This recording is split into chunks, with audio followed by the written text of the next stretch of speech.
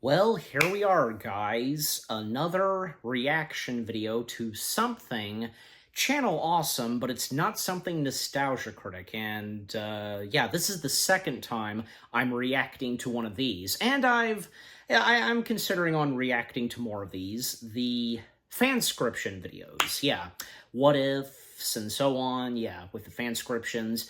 And yes, you read the title. What if Ariel was a siren? And this was recommended slash requested by a YouTube pooper buddy of mine, Jacob Dreamworks 921. I almost got the numbers wrong, and I had to remember very much on the numbers so I can fully say his YouTuber name. But yeah, Jacob Dreamworks 921 recommended slash requested this particular specific fanscription what if video, and yeah, I'm doing it.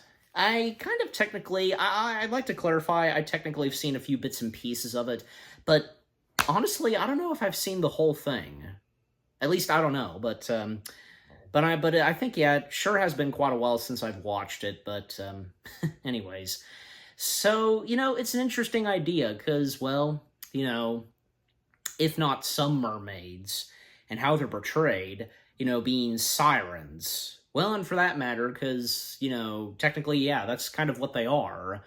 Luring its victims and so on. I mean, the best example, of course, is Pirates of the Caribbean 4. I mean, we all know how Pirates 4 turned out, but still, how the mermaids were portrayed in that. At least one of them had some redemption and, fell in love with one human and from there on, so yeah. Okay, but anyways, so, yeah, and I think I've stated this before, and when I reacted to a previous fanscription video, they're quite good at these. Namely Walter, because Walter is pretty much in charge of this, series on Channel Awesome and such. Even, say, Doug Walker's done maybe, I think, one or two. Namely, he did one about, what if there was a Monsters, Inc. 2, and how would that turn out, and yeah, so there's that, for example. Alright, but anyways, so enough said, and without further ado, let's watch What If Ariel Was a Siren. Starting the video in 3, 2, 1. Let's go.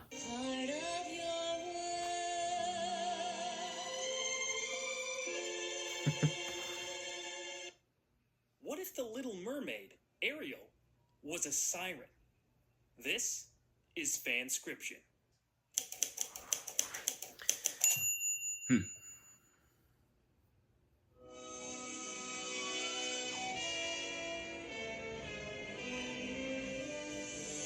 Trying to...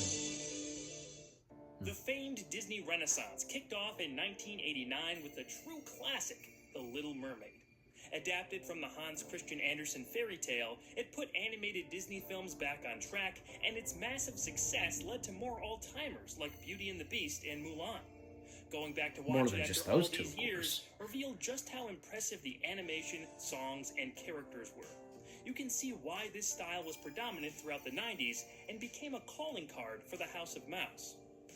We all know the live-action remake is on the horizon, and with the mixed at best track as of now, it's already. I'm hoping it offers something new while staying true to why the cartoon worked. Of course, Disney would never stray too far from their vision of the story. That's why I'm here. You're not going to get the safe option on fanscription, no sir. We're going to twist Ariel's story into something much darker. The original fairy tale certainly has its darker themes, but this is going to be something different. I hope you enjoy our journey to this particular Disney Elseworld, where the Little Mermaid is not what she seems. Yeah. Yeah, it never fails because pretty much all the fairy tales that Disney has adapted, dark, really dark stuff. We fade in on the open sea, waves rolling by. Through the foggy atmosphere, a ship emerges. A pensive young man stands on the deck, overlooking the rhythmic waves. In the distance, he catches a glimpse of something poking out of the water. The fog conceals the details, but it seems to be in the shape of a person. Before he can get a good look, another cloud of fog moves in and obstructs his view. Thinking it was a trick of the eye, he ignores the sighting. But a moment later, he watches as a woman slowly rises out of the reflective blue surface. She's close to the ship now and locks eyes with the seafarer. Instantly, there's a connection. Wonderment, curiosity, admiration.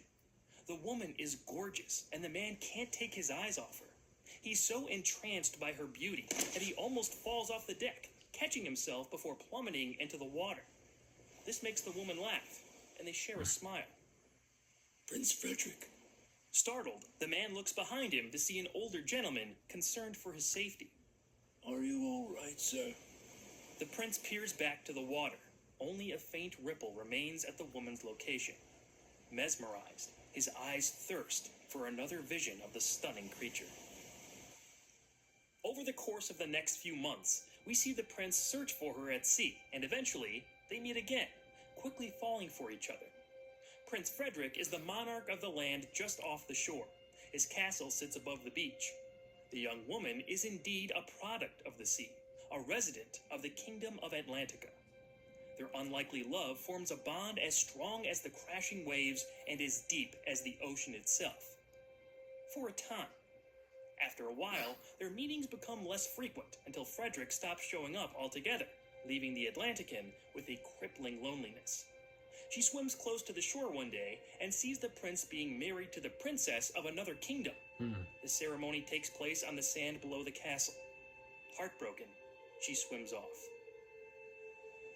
Soon after, an anguished, now King Frederick calls for her on the sea at one of their old meeting places. The figure appears for him, hurt but hopeful for a reunion. A nostalgic expression changes to an apologetic one as the king lowers his eyes.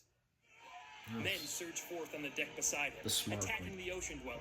They throw spears and nets, firing guns and more in an attempt to capture or kill the creature. One of those nets does trap her, and she's aggressively pulled up the side of the ship like a prized haul. However, there's a tear in the rope, and she's able to rip it open just in time, escaping into the safe haven of the sea. The king's look of sympathy has not changed as he returns to the castle where his queen awaits. It's made obvious she made him do this, wanting any rival for her husband's affection to be snuffed out. Angry that the job wasn't done, she storms out of the room. Frederick gazes out a window to the sea, wallowing in the shame of his actions. We see the scorned lover swim back to her home, an underwater cave. Utterly devastated, the tears of her sobbing blend into the surrounding water as she throws a few items into a cauldron-like rock formation.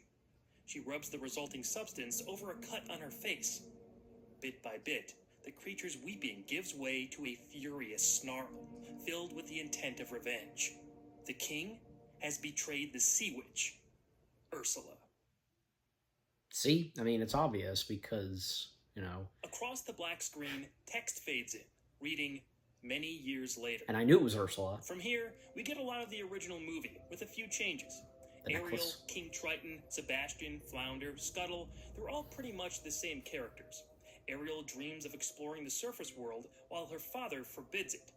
Ursula is reintroduced only in shadow as she watches Ariel through the eyes of her eels, Flotsam and Jetsam.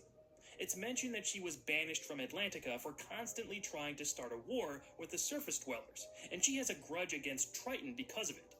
Ariel's obsession with what lies above the ocean may help Ursula on multiple I think fronts. Ursula's backstory is an interesting Instead one. of seeing him for the first time on Just his like, ship say, the night of the Scar storm, from The Lion it's King. established that Ariel has been familiar with Prince Eric for quite a while.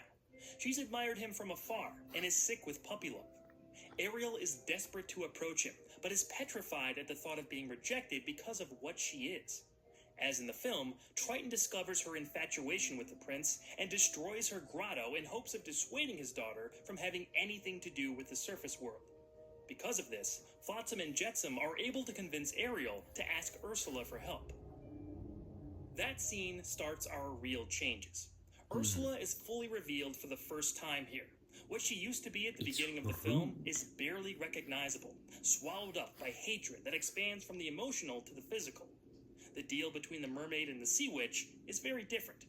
Ursula offers to give Ariel the means to attract any surface man, including her desired prince. She'll be irresistible to him. In exchange, Ariel must agree to carry out a favor for the witch down the road. The mermaid agrees and signs the contract during the Poor Unfortunate Soul song. Ursula conjures up a spell and bestows upon the teenager I just an love that even shot, the more close-up enhanced voice. shot of Ursula. She tells Ariel to find That a man one. and sing her little heart out when the tide is at its highest. The spell will do the rest. Excited, Ariel leaves as the witch mentions to her eels to always read the fine print and starts laughing maniacally. You know, sometimes That night, a animated similar characters scene to the having one in the movie certain like starts to play movements and out. just, you know, Prince Eric and his their crew, facial minus expressions. Grimsby, are celebrating his Ursula, birthday for out at example. sea. He's given the statue as a gift, and they carry on with the music and dancing. With the tide just about at its highest, Ariel rises above the water. She sees Eric and is almost short of breath with anticipation. After gathering herself, she takes a deep breath and begins singing.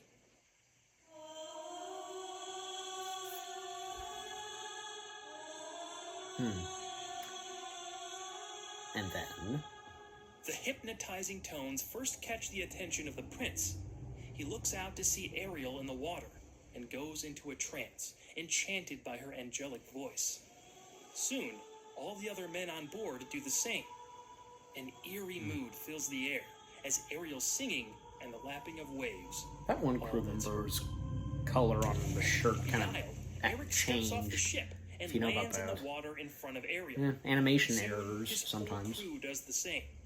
From Eric's point of view, we see Ariel's face as he swims back above the water.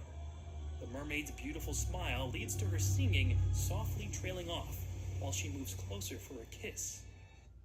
Intenseful music. Ariel's face twists into that of a monster.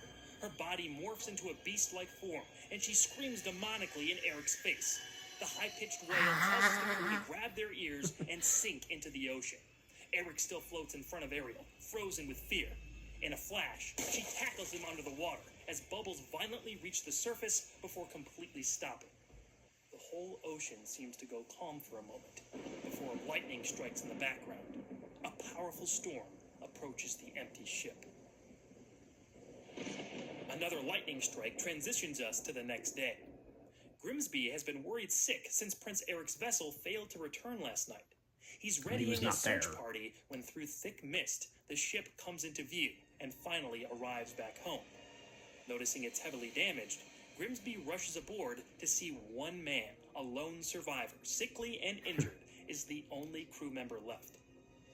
As Grimsby and the guards approach the man, he starts blurting out hysterical exclamations, screaming of a demon from the water who attacked him, drowned the whole crew, and pulled Eric under.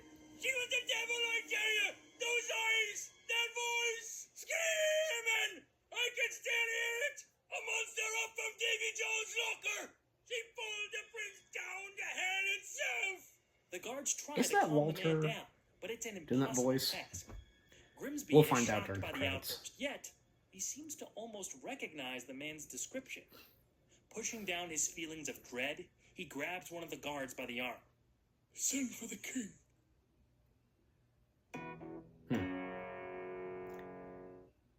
Well, right now, so because there's black, supposed to be a commercial we see break. a first-person view of eyes opening. What comes into focus is a both beautiful and frightening cavern. Calm water below reflects multiple colors in the dimly lit space. Eric begins coughing and expels water from his lungs.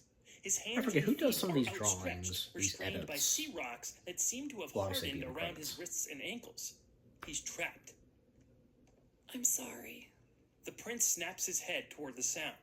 In the water below him, Ariel is trapped in a crude cage. Everything except her head and shoulders are submerged in the shallow pool. She goes on to explain that she wasn't in control of her actions the previous night. The witch's curse is too strong to resist. When the tide is at its highest, she changes into something awful. Confused and disoriented, Eric asks where they are. Ursula interrupts. Far from home, I'm afraid. Tamara. Ursula climbs up to Eric I know and that looks voice. deep into his horrified blue eyes. Same eyes, different hair. Ursula recites her history with Eric's family. The prince's grandfather was the man in the prologue.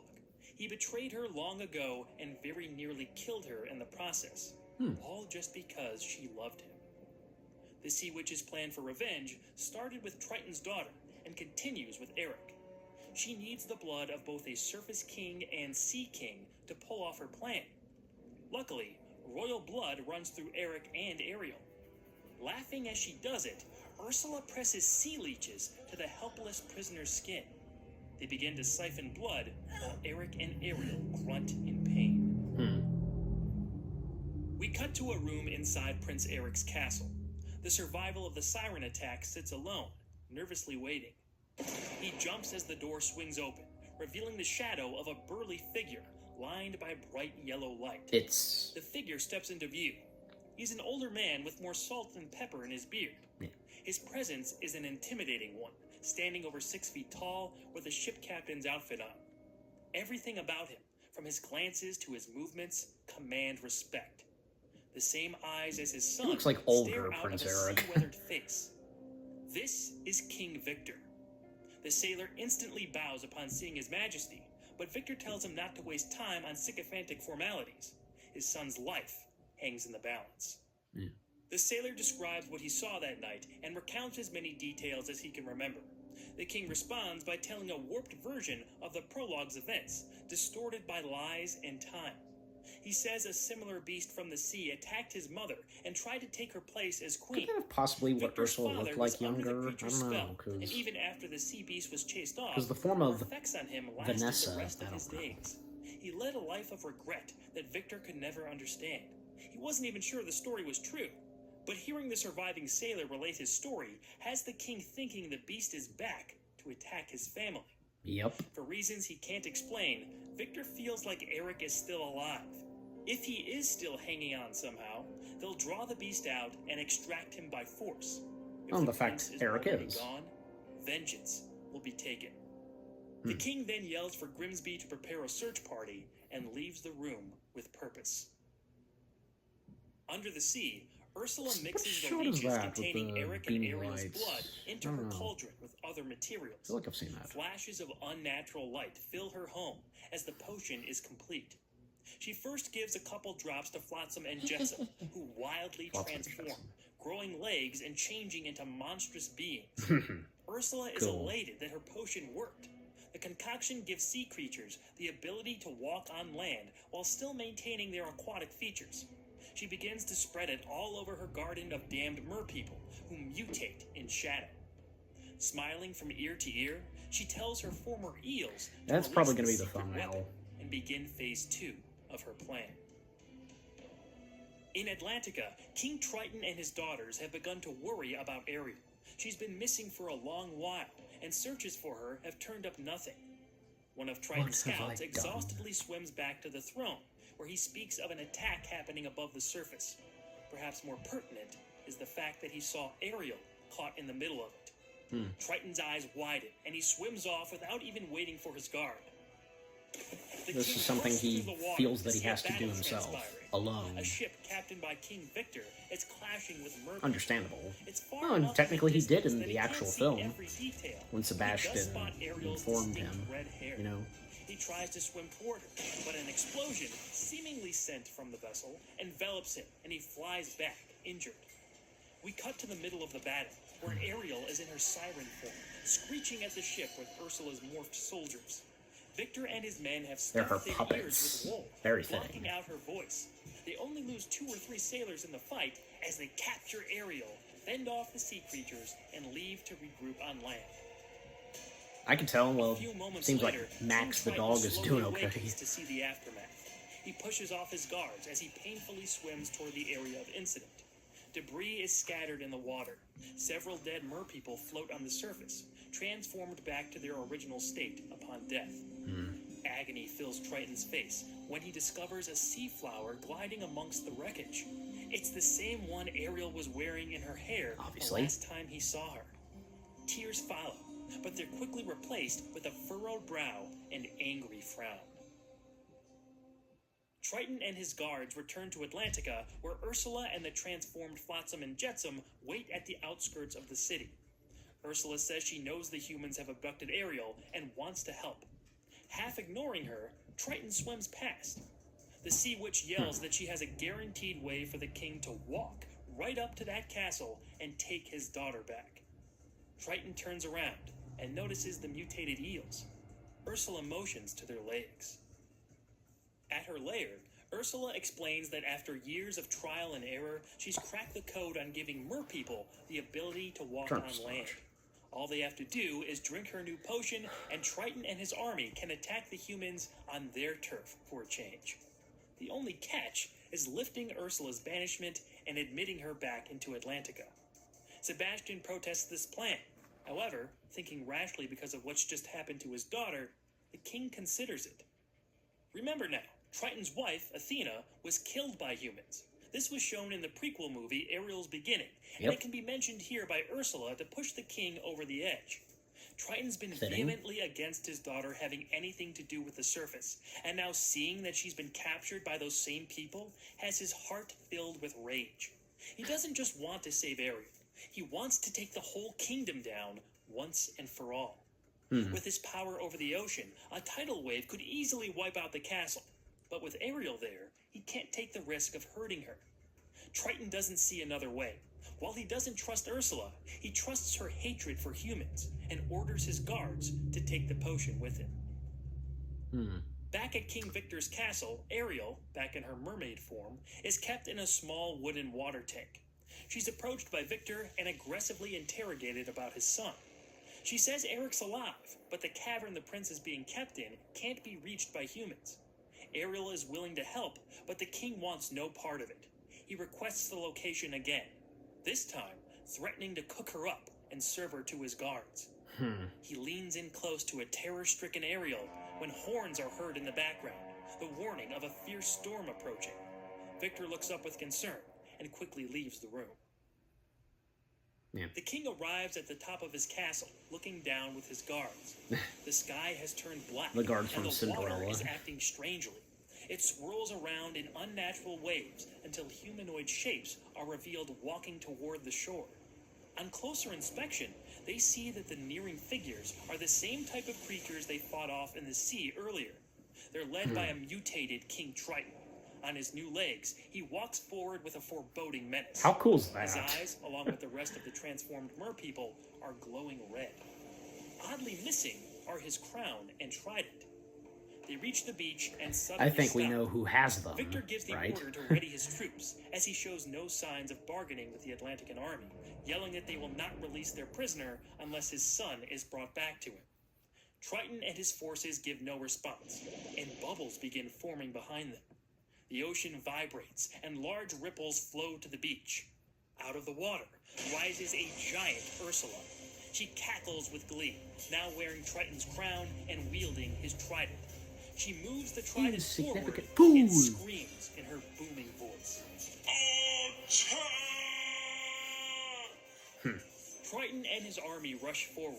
They climb, Nice on the scratch, deep and voice claw their of way Ursula. up the cliff to reach the castle. That was still Victor Tamara, immediately right? commands his men to counter, and the two sides engage in all-out war. It's made clear at this point that Ursula has complete control of Triton and everyone who drank her potion. Her plan is coming to fruition Again, as she her asserts puppets. dominance over the seas and She's uses the puppet one master. enemy to destroy another. It's the ultimate power play. Ursula manipulated the former king of the seas and utilizes him to finally decimate everything Frederick held dear: his son, his people, his entire kingdom. King Victor's army is outmatched from the start. They don't go down easy, but it's not long before Triton infiltrates the castle and starts demolishing everything. Because of the witch's power over him, Ariel is not even a thought in her father's mind. She's helpless in her tank and starting to feel the pain of another transformation. It's almost high tide again. She starts to panic when water blasts through a wall and drags her outside. She falls to the beach below and is washed into shallow water. From there, the mermaid looks up to see the castle has been massacred. The land dwellers are laid out every which way. Nice surviving man editing among because them, of that. except King Victor. Triton is carrying the bleeding monarch out to sea, not too far from where Ariel is. Father! Triton looks his daughter's way, but ignores her and paces ahead. Ariel is in excruciating pain now. She holds her abdomen and dives into the ocean. Triton hands Victor to the giant sea witch, who starts crushing him in her fist. So, this is the product of Frederick and that revolting wife of his. You've got more guts than your old man, I'll give you that. Victor curses Ursula for her perceived sins against his family and demands that his son be released to him. Like she's holding He's him. not going anywhere. And neither are you. Ariel is trying her best to stave off her Siren transformation as she swims forward with all her might. She pops up in the cavern where Eric is kept prisoner and attempts to break him out. She smashes rocks against the restraints on his feet, but the magic binding holds steadfast. Eric, groggy from his ordeal, tells her to stop. There's no way out. Ariel emotionally apologizes for her part in putting him there. She's a complete wreck from all that's been going on, and unexpectedly professes her love for him. The prince stares at her for a moment, before his face changes to disgust. How could he ever love her, he asks. He calls her a sickening, ugly monster that killed his friends and is to blame for everything. The words cut like a knife. Ariel tears up before her Siren side finally takes over. She transforms in front of Eric and screeches in his face. However, there is a glimmer of restraint. Instead of attacking the prince, the Siren pulls herself away and jumps back underwater, disappearing into the depths of the ocean. Back up top, Ursula mocks and laughs at the insignificance of King Victor. She stops suddenly and tilts her head in an uncanny way. It's as if she just noticed something. Same eyes, different smell. Ursula quickly opens her gargantuan mouth and pulls her hand toward it. Victor screams an inhuman shriek as the sea witch chomps down, chews twice, and swallows. An evil, echoing guffaw expands into the air and makes the ocean quiver. We see a shot from further back. Ursula towers over the obliterated castle. Her revenge complete. Yeah. The We villain dissolve to the days villain later. wins. Atlantica is now under the total control of Queen Ursula. She sits the throne, consuming live shrimps as Sebastian stands close by, her reluctant advisor. At her other side is the former King Triton. Still under her control in his mutated state, Triton acts as her mindless enforcer. Flotsam and Jetsam also stand near the throne. Of The course. queen seems a bit bored before devouring another shrimp and speaking to Sebastian. Take over Atlantica? Check. Destroy and humiliate my enemies? Check. Oh, what else is there to do, little crab? We're all going to grow algae sitting around here. That won't do. No. No, I think it's time for a rapid expansion, don't you? Queen Ursula, feared ruler, powerful sorceress, kingdom conqueror. It does have a nice ring to it, doesn't it, big man? Triton stands stone-faced as Ursula's laugh is heard all over Atlantica, where the residents of the kingdom live in fear of her reign.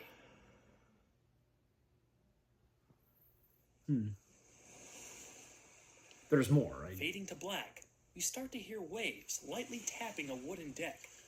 When the image is revealed, we see a handful of men working alone in the quiet night. They're loading a boat with boxes and are bundled for the cold weather. A fog so dense hangs over the water, it looks as if it could fall right into the drink. The men look out into the misty inlet and see a silhouette come into view. It features a familiar figure as the moonlight shines down to outline its shape. The men of Arendelle become transfixed on the voice, and we cut Of course. to black. And that's how it ends. Like, yeah. Wow. And what happened to Eric? He was just left there, right? Yeah.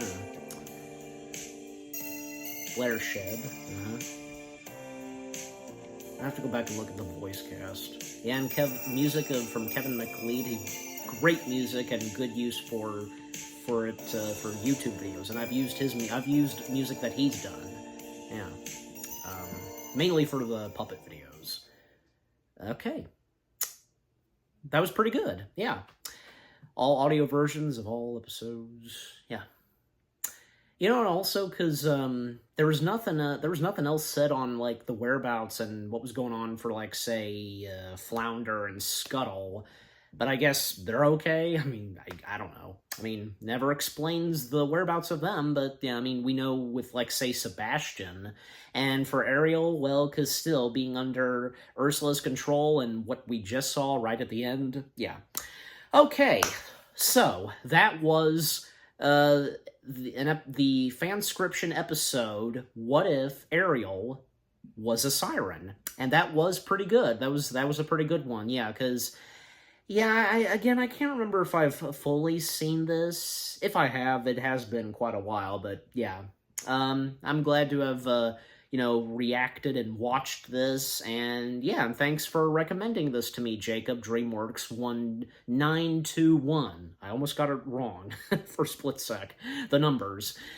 Yeah, like, imagine if we did actually see this, but more likely no, because Disney would definitely have not done something like this. I mean, especially, again, because, well, the original Little Mermaid book by Hans Christian Andersen, some dark elements to it, not to mention the main character, the mermaid, the title character, the Little Mermaid, actually dies at the end of the book. But of course, in the Little Mermaid itself, no, that's not what happens to her. And again, because these fairy tales, some from Hans Christian Andersen, most notably The Little Mermaid, and the fairy tale stories from the Grimsley brothers, dark stuff to them. That also goes for the books that would be turned into movies, the Universal Monsters, those books, and they were dark too, and from the monster books, from Dracula, Frankenstein, and with the Disney fairy tales, like them being not really dark and such like how they were in the books, you know what I mean? Even my friend Tiki from So You Want to Be an Imagineer, he established this very well when doing a retrospective podcast of the 1931 Dracula film. Yeah, so the comparisons between Disney fairy tales and the classic Universal monster movies. Yeah, he made a good point there, and I'd have to agree, because looking back and knowing, and if anybody would know how the books were and that they were very dark and what Disney and Universal would bring to those stories, yeah, because making them at least a bit light and not that dark. I mean, especially, that goes for Universal when they did the classic Universal monster movies, but you get my point. Yeah, and just what goes on in What If Ariel Was a Siren, very interesting, and interesting elements and plots that go on, and because how we get in this their own take on Ursula's backstory, which is very interesting. Again, as I said, sometimes certain villains, and that especially goes for the Disney villains, mainly Ursula and Scar from The Lion King, they seem to have interesting backgrounds and backstories. Well, and because, with the Mufasa film. Yeah, because getting the backstory of not just Mufasa, but Scar. The early days and childhood and such of both Mufasa and Scar. And, well, because in Mufasa, it's established that, well, Mufasa is an adoptive brother to Scar and so on. Yeah. Okay, but anyways, and other mentionings of what goes on in What If Ariel Was a Siren, well, because, again, Ursula winning, that's rare sometimes for villains to be the winners of stories and so on. And, you know, the fact that Ursula actually ate a human alive and just, yeah. And, you know, cool edits and, like, you know, making the palace, castle, you know, Eric's kingdom on fire and, you know, part of it destroyed, and, like, the artwork and such, you know, Ariel being a siren and Eric being locked up and just, you know, chained to the wall, you know, how he's imprisoned. Yeah, some good, you know, artwork and drawings that are sometimes done for the fanscription episodes, and with the editing and so on, and good use on, and nice on the use of music, of course, and, yeah, I mean, just, you know, overall, this episode of Fanscription, What If Ariel Was a Siren, is a pretty good one, and, you know, nice, and, you know, always good at being creative at these certain things, and, like, coming up with what-if ideas, you know, for stories, and, like, what if this happened, and this, and so on, and so on, so, you know. Yeah, so, again, just overall, the Fanscription episode of What If Ariel Was a Siren, a good one from Channel Awesome and from good old Walter. Okay, so what about you guys? What did you think of the Fanscription episode itself on What If Ariel Was a Siren? Do you like where it was going? Do you think, like, the plots and elements that were going on in this very interesting? And, like, could you have imagined if we did actually see this, you know? What were some of your favorite parts, and did you have any moment where just like, whoa, like, you didn't see something like that happening in this? But yeah, and with what I've had to say, my reaction, and yeah, what did you think of my reaction? Leave comments and give this reaction video a like, as always. And with that being said, thank you very much for watching.